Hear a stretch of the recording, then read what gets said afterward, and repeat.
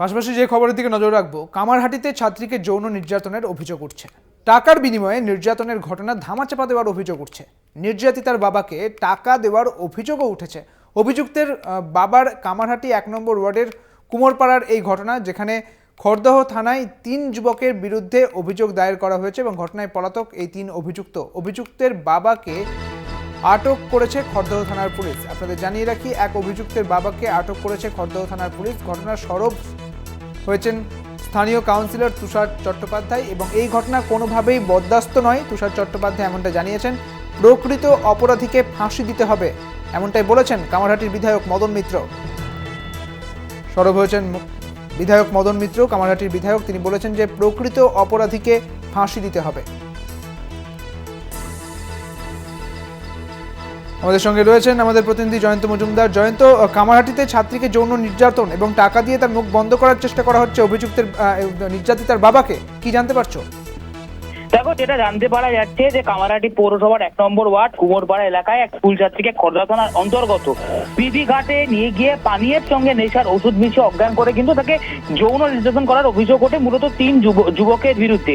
এবং তোমাকে জানিয়ে রাখবো যে সুদীপ্তদা, দেখো যে 3 যুবকের বিরুদ্ধে মূলত এই যৌন নির্যাতনের অভিযোগ উঠেছে তারা হলেন আন্না, সাহিল এবং দামরুয়া। তাদের মধ্যে সাহিল বলে যে যুবক রয়েছে, সেই যুবকের যে বাবা, সেই বাবা নির্যাতিতা ছাত্রীর বাবার কাছে যায় এবং তাকে গিয়ে বলে এই কেসটা একটা ধামাচাপা পড়ে যায়, তার জন্য 30 থেকে 50,000 টাকা তাকে দেওয়া হবে।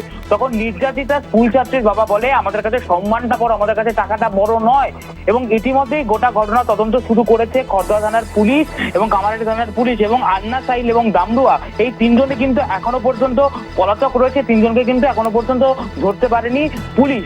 তবে যেটা জানতে পারা যাচ্ছে, সাহিল বলে যার বাবার বিরুদ্ধে অভিযোগ উঠেছিল, নির্যাতিতা ছাত্রীর বাবা যে অভিযোগ করেছিল টাকা দিয়ে কেস ধামাচাপা দেওয়ার জন্য, মুখ বন্ধ করার জন্য, এই সাহিলের বাবাকে কিন্তু খড়দহ থানার পুলিশ ইতিমধ্যেই কিন্তু ডেকেছেন খড়দহ থানা এবং তাকে কিন্তু আটক করে তাকে কিন্তু জিজ্ঞাসাবাদ করা হচ্ছে। এটা কিন্তু পুলিশ সূত্র মারফত কিন্তু খবর পাওয়া যাচ্ছে।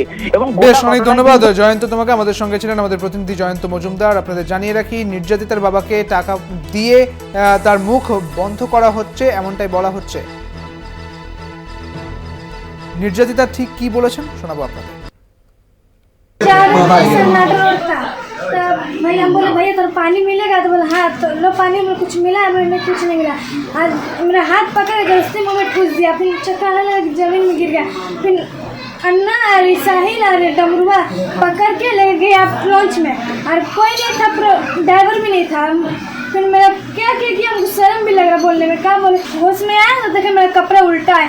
तो फिर हम जैसे ही भागे तो साहिल मेरा मोबाइल देखा, मुझे ये बात का को बोली, चाहे घर के चाहे आदमी को बोल भी, तो ये वीडियो और फोटो वायरल कर दें। আর এবার আপনাদের শোনাবো নির্যাতিতার বাবা তিনি ঠিক কি অভিযোগ করেছেন। अब पाछी में बोले रहे कि पैसा 10-20 हज़ार पैसा लगी तो हम तो दे सके, हमको पैसा ना चाहिए।